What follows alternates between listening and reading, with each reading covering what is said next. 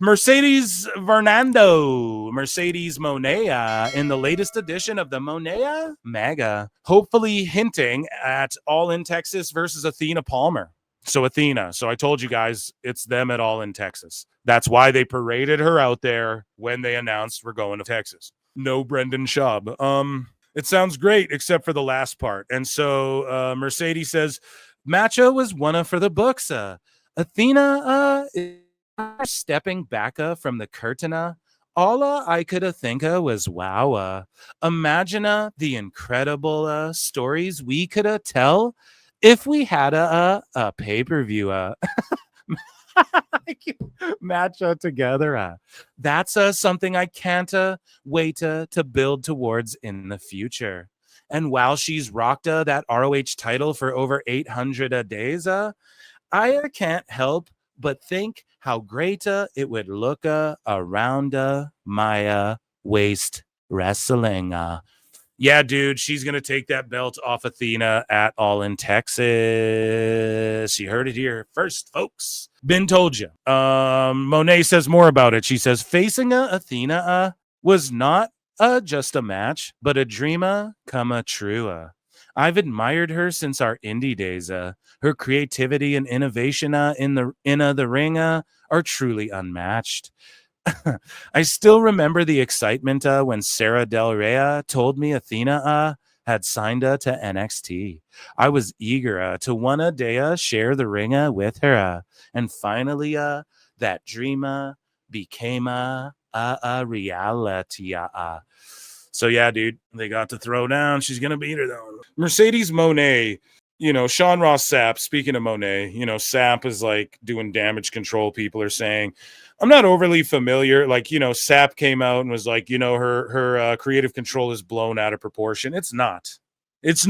Okay. So I don't know why they're writing these fake stories.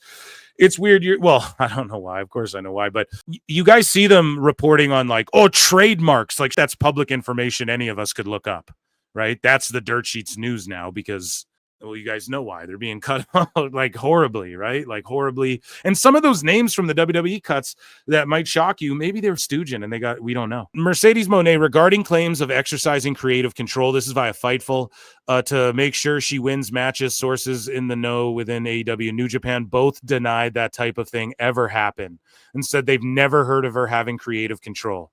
Then that's a lie, or whoever told you that's lying. A source familiar with both said she hasn't turned down losing because losing hasn't even been broached. Both companies had plans to push her heavily. They chalked up Mercedes' claims of creative control to be largely in character. Yeah, or they're lying to you, but no, she's not lying. She definitely has creative control. Other people do too, to certain degrees.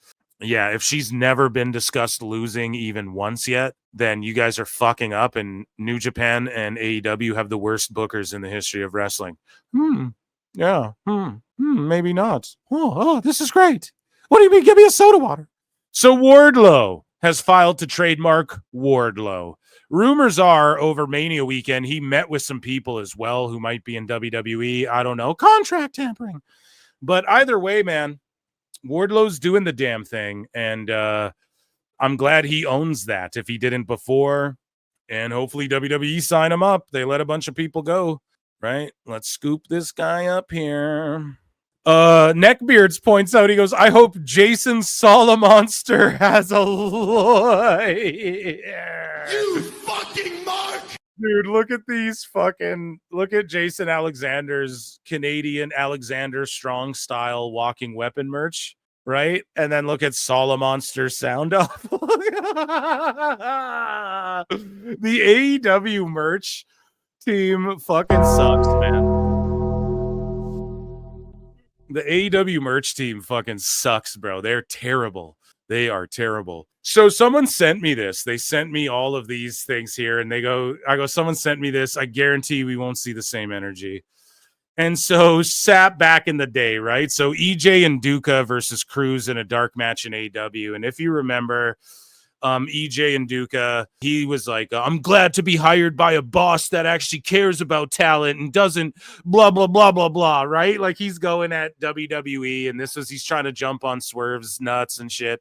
And so Sean Ross Sapp tweets out, glad to see EJ Nduka getting matches.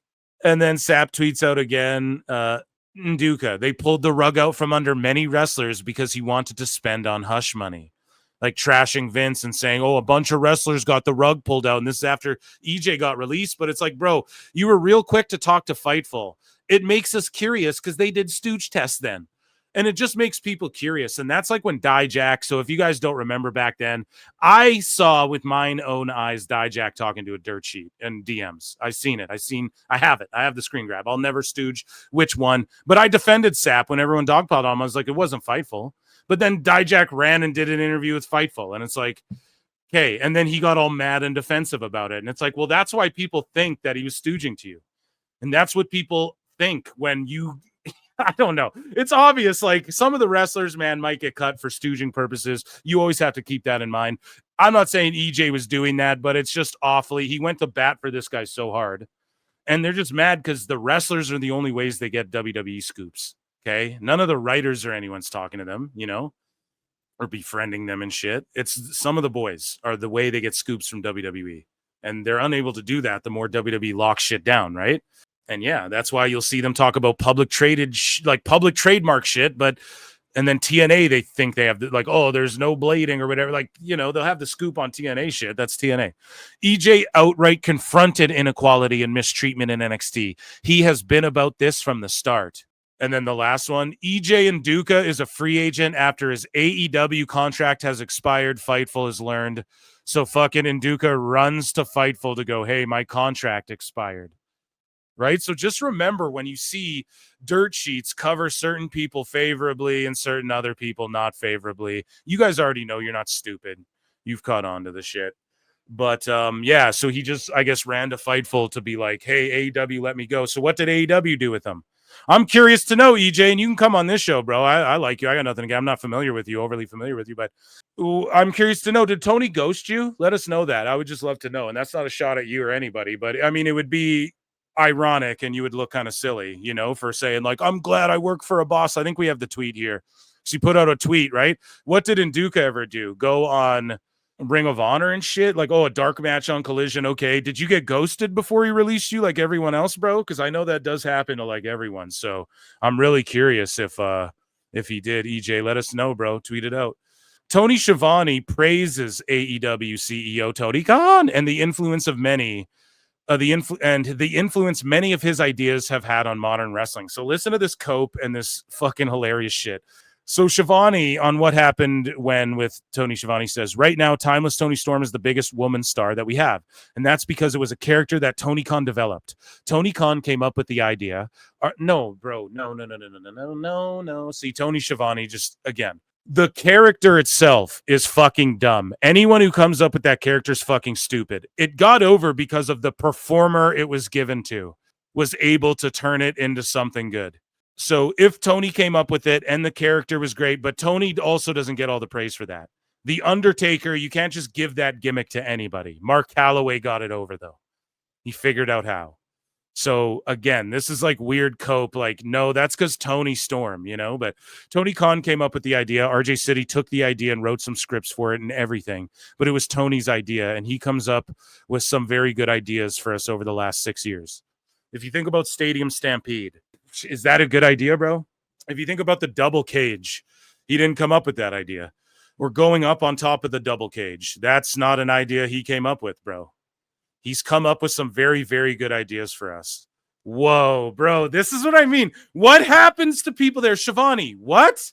You're not this fucking stupid. Like, what is Schiavone talking about, chat? I don't get it here, dude. Like, he invented a double cage and going on top of a double cage. What? He didn't invent those things. Those aren't good ideas that he came up with. Are you sure about that? That's shit people have just been doing. That's like me going, oh, you could go up on the Hell in the Cell. Oh, that's a really good idea. What the fuck, man? Oh my God. I go back to this Timeless thing. It was an idea he had from watching a movie.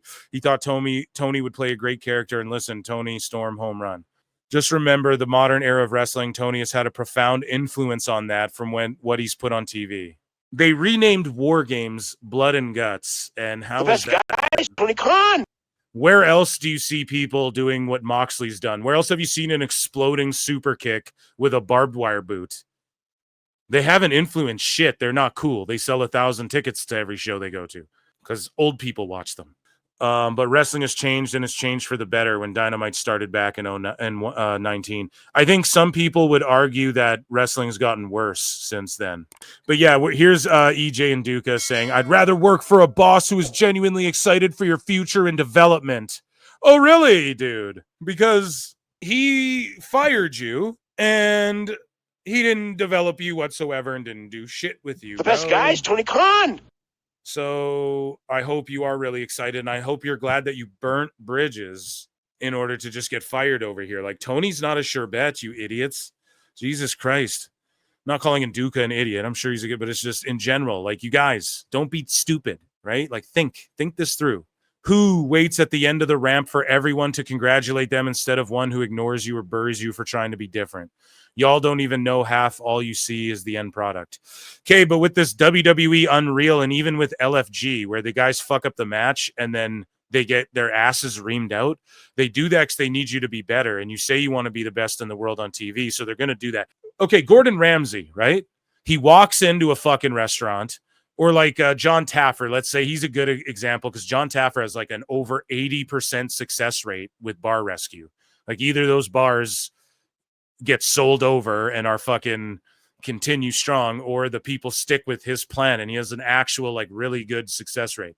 So let's use John Taffer. The reason he comes in there and yells at everyone and calls them dumb fucks is because, yes, it makes for great TV, but also he's not going to sit there. He has 1 week to fucking change your whole business and fix all your interpersonal bullshit relationships. He's not going to sit there like a therapist and be like, let me tell you, and milk your money. He's got 1 week. He's getting paid the same either way for the episode, bro. He's coming in there screaming, calling you a dumb fuck, and trying to break down the barriers, get you all to realize where you're fucking up. Medicine tastes like shit, but it's good for you, bro. Makes you feel better.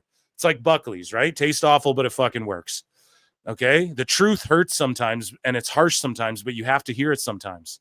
Okay, we all have to, and it sucks, but the reality was maybe you just weren't that good. Maybe what you were trying to do different was too different, and maybe Tony Khan thinks that too because you're gone too from there. So it sucks that you had to burn the bridge, man, but it is what it is. Thekla's agreement with Stardom has expired, and she is effectively headed to the U.S. So again, we spoke about this Thekla lady last show. I'm not overly familiar. But those spoken to within AEW believe that Thekla is headed to the company. WWE has had their eye on her around the time they had signed Julia to the company. I don't know, man. I don't know. Let the bidding war begin, pal. WWE just freed up a bunch of money, so you know what I mean? No, they're still paying people out, so yeah, I don't know, man. Maybe Thekla comes to WWE. If she goes to AEW, she'll just be another person, but you know, Monet will beat her, and then she'll be a floater. You know, we'll be like, where's Thekla? I can't believe Tony Khan's not using Thekla. You know, that's what's going to happen. So Buckley's Robitussin, same shit. You're speaking Canadian. Advanced ticket sales for AEW Forbidden Door in London's O2 have passed 1 million. So good for them. $1 million gate. Nothing to shake a fist at. Again, the Bucks are back. So that's like cool, you know? $1 million. That's like 1/10 of their salary this year, you know, but it is what it is. It is expected to end up as the third biggest gate in AEW history. So good for them for doing that. Legit. And hopefully Will Ospreay main events or something. The O2 crowd will like that. Tony Khan has praised Ricochet's heel run in AEW and believes that he is one of the best characters in wrestling today. He's fantastic. He's an incredible wrestler. He's also a great talker, and he has a great personality, and it's about giving him an opportunity to showcase that. He certainly really leaned into it and has found himself, and he's building one of the best characters, I think, in wrestling, which is the villain Ricochet that we see on TV right now. He's one of the most compelling and interesting people in wrestling, in my personal opinion. I'm proud that AEW has Ricochet on our roster for years to come, and hopefully forever, because that guy is a star. I love working with him, and I think Trevor is one of the best wrestlers on the planet right now. So maybe he's a star. Some people argue, a star can actually draw, because even I'll say this person's a star. No, they're not, Phil. So I watch what I'm saying when I throw the term star around. However, Ricochet has been pretty good, man. Like, he did what he said he was going to do. He's like, I'm going to go reinvent myself a bit and show you guys another side of me. And he's done that. I mean, you want to see him get his ass kicked. So that's the whole point, right? So he has done a good job. I'll give him that. But one of the most compelling characters in all of wrestling. He's great. It's like, it's not that, but it's definitely different. So Cope says it takes him nearly 1 week to walk normally again after a match. I know. Let's have him jump off the cage. I know, do a Canadian destroyer onto a spiked bat. Takes him 1 week. Like after you wrestle Garcia, how's that worth it? And yeah, this guy liked it too a while back, like liked by EJ Nduka, the judge, finally off of AEW's bench. So someone tweeted that out, and then he liked it. You know what I'm saying? So even now he's getting frustrated there. Oh, I'm on the bench. You know, that's what happens, bro. You don't fuck around. Like 100K high-speed collision 4-way match. The winner gets 100K tonight on Collision. I'm sure you guys enjoyed it. I've been just doing my show. I'm not really locked in, but I hope Roosh won the 100K. Good to see Sammy back. That's because Monet's likely not there tonight, or she taped her shit back. If she was only backstage, chat can let me know. That means she taped her shit. And then you have AR Fox and Kevin Knight. They're not gonna get these dudes over at all. Like Kevin Knight and Bailey and shit. Like he's in random 4-way scrambles and shit. You're not going to get him over this way, bro. It's disappointing to see Tony fuck up every good prospect he gets, man. One of the pillars. He's a fucking afterthought Ring of Honor tag champ. So here's Mercedes Moné confirming she has creative control. Yes, I have creative control. Yes, I have creative control. So she does. So listen, dude, in the title of this, I wrote AEW's Unwanted by Max, and that's becoming more and more clear. WBD, if it lasts until 2030, I think we'll be lucky, you know. If this James Gunn shit flops, which if the rumors I'm hearing about what the Superman movie is really about is true, that shit's going to flop hard, dude. And the DCU's fucked, and they're just going to sell that shit to Disney. We're going to have Disney making Batman movies and shit. And I'm dead serious.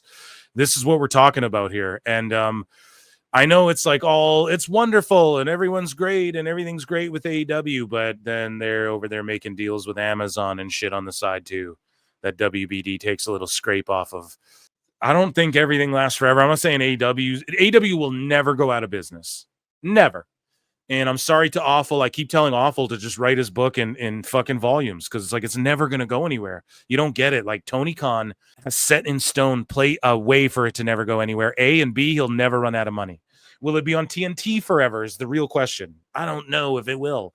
You know, will there be a TNT forever at this rate? Who fucking knows? Probably, because there's brand recognition behind it, but these things can sell and move and flip and flop. But anyways, BJ Bethel goes, what content Max will emphasize moving forward? Okay, well, here, this is what a Max exec, I guess, told him.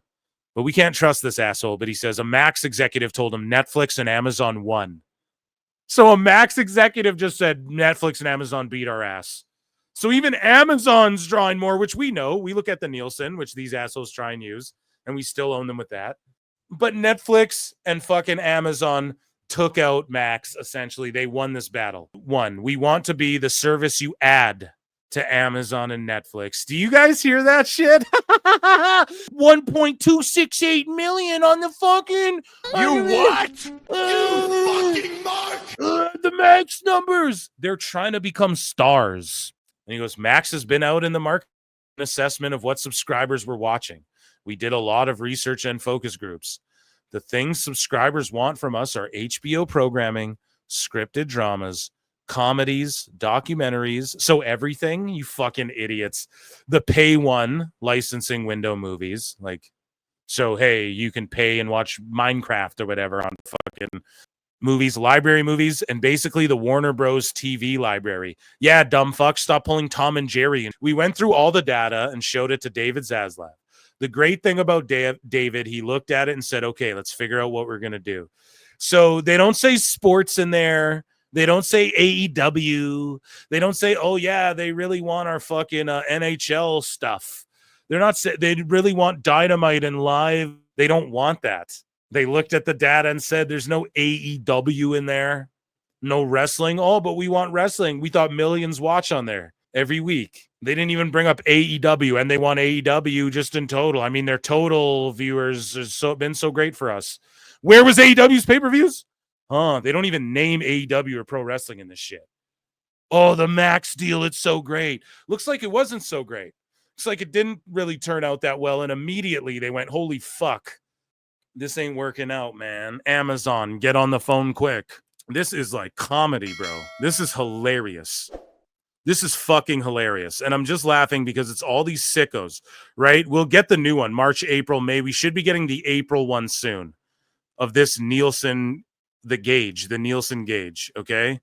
And WBD is down here 1.5%, and they had to make it all WBD, not just Max, because Max was like 1.2% or whatever.